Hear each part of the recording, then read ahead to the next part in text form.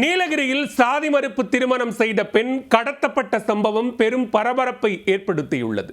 காதல் கணவர் கொடுத்த புகாரில் இளம்பெண்ணின் தாயார் உட்பட 6 பேரை போலீசார் கைது செய்துள்ளனர். 3 நாட்களாக நடைபெற்ற சேசிங்கில் இளம்பெண் மீட்கப்பட்டாரா? நடந்தது என்ன?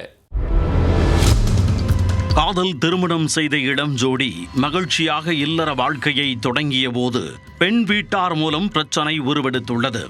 கடத்தப்பட்ட இளம்பெண் காதல் கணவருடன் மீண்டும் கரம் கோர்த்தாரா?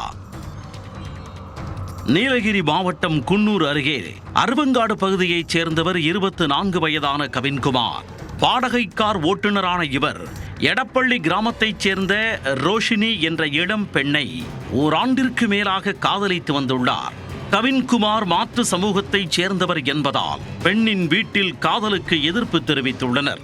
இதனால் பெற்றோரின் எதிர்ப்பை மீறி கடந்த 25ஆம் தேதி இருவரும் கோவிலில் திருமணம் செய்து கொண்டனர். திருமணம் செய்த கையுடன் முன்னெச்சரிக்கை நடவடிக்கையாக அருவங்காடு காவல் நிலையத்தில் உரிய பாதுகாப்பு கோரி காதல் ஜோடி மனு அளித்துள்ளனர். இதையடுத்து அங்குள்ள வெடிமருந்து தொழிற்சாலை குடியிருப்பில் இருவரும் மகிழ்ச்சியாக இல்லற வாழ்க்கை பயணத்தை தொடங்கியுள்ளனர்.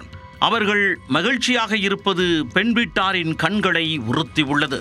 சந்தர்ப்பத்தை எதிர்பார்த்து காத்திருந்த பெண் வீட்டார் கடந்த 11ஆம் தேதி இரவு கவினின் வீட்டிற்குள் அதிரடியாக புகுந்துள்ளனர். அங்கிருந்த கவின்குமார் அவரின் சகோதரி மற்றும் தாயாரை கடுமையாக தாக்கிவிட்டு ரோஷினியையும் வலுக்கட்டாயமாக இழுத்துச் சென்றுள்ளனர். இதையடுத்து தனது மனைவியை அவரது உறவினர்கள் கடத்திச் சென்று விட்டதாக காதல் கணவர் கவின்குமார் போலீசில் புகார் அளித்துள்ளார். அதன் பேரில் வழக்கு பதிவு செய்த போலீசார் இளம் பெண்ணை மீட்க சேசிங்கை தொடர்ந்தனர்.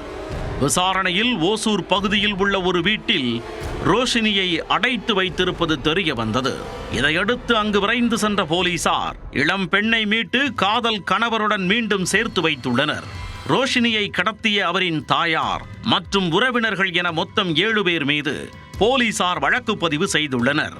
அவர்கள் மீது பெண்ணை கடத்தியது, வன்கொடுமை தடுப்புச் சட்டம் உள்ளிட்ட 5 பிரிவுகளின் கீழ் வழக்கு பாய்ந்துள்ளது. இந்த வழக்கில் இளம் பெண்ணின் தாயார் உட்பட 6 பேர் கைது செய்யப்பட்டுள்ளனர். தலைமறைவாக உள்ள மேலும் ஒருவரை போலீசார் தீவிரமாக தேடி வருகின்றனர்.